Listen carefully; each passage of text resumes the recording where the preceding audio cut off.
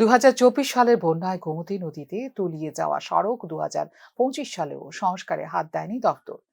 প্রেক্ষিতে যোগাযোগ বিচ্ছিন্ন হয়ে পড়ার আশঙ্কায় সোনামুড়ার বড় নারায়ণ এলাকার বাসিন্দারা। 2024 সালের বন্যায় সোনামুড়া গোমতী নদী লাগোয়া বড় নারায়ণ এলাকা বন্যায় আক্রান্ত হয়। জনগণ নিজেদের ক্ষয়ক্ষতি সারিয়ে তুলতে পারলেও নদী ভাঙা রোধ করতে পারেনি সরকার।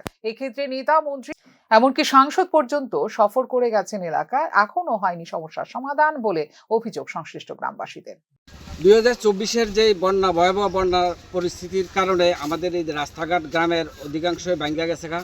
সব বন্যার পর থেকে আমাদের যেই সমস্যা, আজও এই সমস্যা রয়ে গেছে।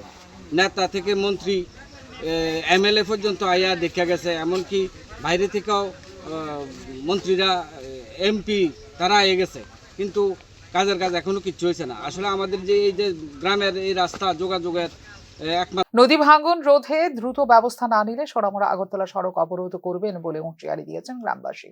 এই দুরবস্থার জন্য তো আমরা ডেপুটেশনও দিয়েছি, এসডিএম এর কাছে ডেপুটেশন দিয়েছি, আর ব্লকের কাছে তো আমার প্রধান এখানে এই গাঁওসভাটা সিপিএম এর প্রধান, একটাই সিপিএম এর ইয়া পাইছে এখানে, এই প্রধান হিসেবে আছে। অনকি আমরা বুঝতে পারি না যে সিপিএম এর গাঁওসভা দিকে এই খেলটা হয় না, এটা কিন্তু আমরা জানি না। তখন তো কাজে করবার দেখতেছি এটা এই সিপিএম এর গাঁওসভা দিকে এটা খেলটা হইতে আসে না।